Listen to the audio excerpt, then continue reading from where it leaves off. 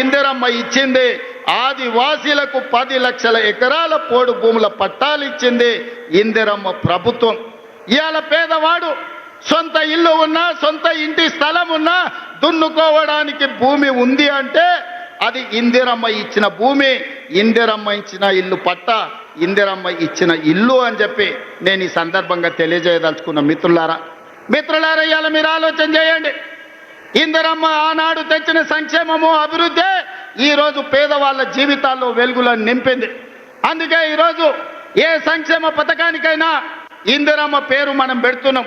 హైదరాబాదు నగరంలో పేదవాళ్లకు 5 రూపాయల భోజనం పెట్టాలని, పేదవాళ్లకు కూలి పోయే వాళ్లకు పొద్దున్నే టిఫిన్ చెయ్యడానికి క్యాంటీన్లు పెట్టి ఇందిరమ్మ పేరు పెడితే ఈ తలమాచిన దద్దమ్మలు, సోయిలేనోళ్ళు ఇందిరమ్మ పేరు పెడతారని ధర్నా చేసిరు. ఒక్కనొక్కని బట్టలిప్పదీసి కొడితే తప్ప ఇందిరమ్మ గొప్పతనం వాళ్ళకు అర్థం కాదు అని చెప్పి నేను ఈ సందర్భంగా తెలియజేస్తున్న మిత్రులారా. ఇవాళ మహిళలకు ఆర్టీసీలో ఉచిత ప్రయాణం దాదాపుగా 6,000 కోట్ల రూపాయలతోని ఆడబిడ్డలకు ఆర్టీసీలో ఉచిత ప్రయాణం ఇచ్చినాం. ఆర్టీసీ ఉచిత ప్రయాణమే కాదు, ఆడబిడ్డలకు 1000 బస్సులు కొనిచ్చి 1000 బస్సులు ఈరోజు ఆర్టీసీ కార్పొరేషన్కు, ఆర్టీసీ బస్సుల యజమానులను ఆడబిడ్డల్ని చేసిన చరిత్ర మనది. ఒకనాడు సోలార్ వ్యాపారం, పెట్రోల్ బంకు వ్యాపారం అంటే అదాని అంబానీలది. కానీ ఇవాళ అదే సోలార్ బిజినెస్ 1000 మెగావాట్లు ఆడబిడ్డలకిచ్చి రాష్ట్ర ప్రభుత్వంతో ఒప్పందం చేసి ఇవాళ సోలార్ వ్యాపారం అదానితో పోటీ పడే విధంగా ఆడబిడ్డల్ని మన ప్రభుత్వం తీర్చిదిద్దింది. ఒకనాడు పెట్రోల్ బంకులు అంటే రిలయన్స్, అంబానీవి. కానీ ఇవాళ ఆడబిడ్డలకు జిల్లాలల్లో పెట్రోల్ బంకులు ఇచ్చి పెట్రోల్ బంకుల వ్యాపారం ఈరోజు ఆడబిడ్డలతో చేస్తున్నాం. గ్రామాలలో ఉన్న పాఠశాలల్లో చదువుకునేది పేదవాళ్ళ పిల్లలే కాబట్టి ఆ పిల్లల తల్లులైన సెల్ఫ్ హెల్ప్ గ్రూపులకు సంబంధించిన మహిళలకు అమ్మ ఆదర్శ పాఠశాల పెత్తనం ఇచ్చి ఇవాళ బడి పిల్లల అటెండెన్స్ పంతులు తీసుకుంటే పంతుల్లో అటెండెన్స్ మా పెద్దమ్మలు తీసుకుంటారు. పంతులు బడికి వచ్చిండా లేదా, ఈయన పిల్లలకు చదువు చెప్పిండా లేదా అని. ఆనాడు బట్టలు కుట్టే వ్యాపారం ప్రైవేటు కార్పొరేట్ కంపెనీలకు ఇచ్చిండు చంద్రశేఖరరావు. ఈనాడు బట్టలు కుట్టే వ్యాపారం ఆడబిడ్డలకు ఇచ్చినాం.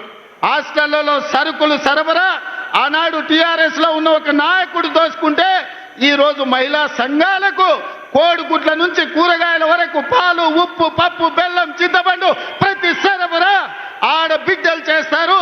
ఎందుకంటే వాళ్ళ బిడ్డలే ఈ సంక్షేమ హాస్టళ్లలో చదువుకుంటున్నారు. ఆ కన్న తల్లుల కంటే ఇంకెవరికి ఎక్కువ తెలుసు అని చెప్పి ఈరోజు కార్పొరేట్ కంపెనీలకి ఇవ్వకుండా ఈ వ్యాపారం మొత్తం ఈరోజు ఆడబిడ్డలకే అప్పచెప్పడం జరిగింది. అందుకే ఇందిరమ్మ రాజ్యం కాబట్టి ఆడబిడ్డల ఆత్మగౌరవం నిలబెట్టినాం, ఆడబిడ్డలకు ఆర్థికంగా వెసులుబాటు కల్పించినాం. ఇదే కాదు, హైటెక్ సిటీ అంటే పెద్ద పెద్ద మల్టీ కంపెనీలకు ఒక వేదిక. ఇన్ఫోసిస్, విప్రో, మైక్రోసాఫ్ట్ లాంటి కంపెనీలు ఎక్కడైతే ఉన్నాయో అక్కడనే 3.5 ఎకరాలు 100 కోట్ల రూపాయల ఆస్తిని ఆడబిడ్డలకిచ్చి ఇందిరా సహాయ కేంద్రాలుగా వాళ్ళు ఆడబిడ్డలు చేసే ఉత్పత్తి వస్తువులను హైటెక్ సిటీ పక్కన ప్రదర్శించే విధంగా, అంతర్జాతీయ వ్యాపారంలో పోటీ పడే విధంగా ఇవాళ ఆడబిడ్డల్ని తీర్చిదిద్ది ప్రపంచంతోనే ఆడబిడ్డల్ని పోటీ పడే విధంగా ఇవాళ మనం తీర్చిదిద్దినాం. ఇదే కాదు, ఈనాడు 67 లక్షల మహిళలు ఈరోజు స్వయం సహాయక సంఘాలలో ఉన్నారు. నేను మా పట్టణతోని, మా సీతక్కతోని, మా ఆడబిడ్డలతోని మాట్లాడిన రాబోయే రోజుల్లో తెలంగాణ రాష్ట్రంలో 1 కోటి మంది ఆడబిడ్డలను స్వయం సహాయక సంఘాలలో చేర్చి 1 కోటి మంది ఆడబిడ్డల్ని కోటీశ్వరులను చేయడమే లక్ష్యంగా ఈరోజు ప్రజా పాలన ఇందిరమ్మ ప్రభుత్వంలో మనం చెయ్యబోతున్నాం. అందుకే తండాలలో, గూడాలలో, మారుమూల పల్లెల్లో ఉన్న మా ఆడబిడ్డలకు ఈ వేదిక మీద నుంచి నేను విజ్ఞప్తి చేస్తున్నా, మీరందరూ స్వయం సహాయక సంఘాలలో చేరండి. మిమ్మల్ని కోటీశ్వరులను చేసే బాధ్యత మీ సోదరుడిగా మీ రేవంత్ అన్న తీసుకుంటాడు.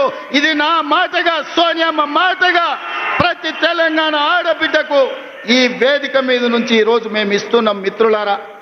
మిత్రులారా, మీకందరికీ తెలుసు, తెలంగాణ ఉద్యమం అంటేనే ఉద్యోగాల వేట.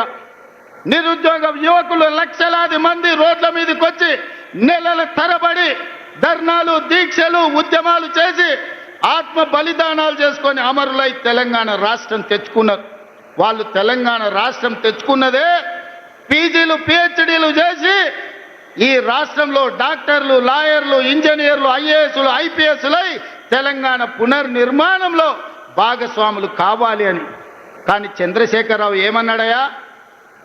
గొర్రెలు, బర్రెలు, చేపలు, పందులు మీరు పెంచుకోండి, పేదవాళ్ళ పిల్లలు గొల్లోళ్ళు గొర్రెలు పెంచుకోవాలి, మాదిగోళ్ళు చెప్పులు కుట్టుకోవాలి, ఎరకలోళ్ళు పందులు పెంచుకోవాలి, మా ముదిరాజు సోదరులు చేపలు పట్టుకోవాలి అని మిమ్మల్ని అందరినీ అక్కడ పొమ్మన్నాడు.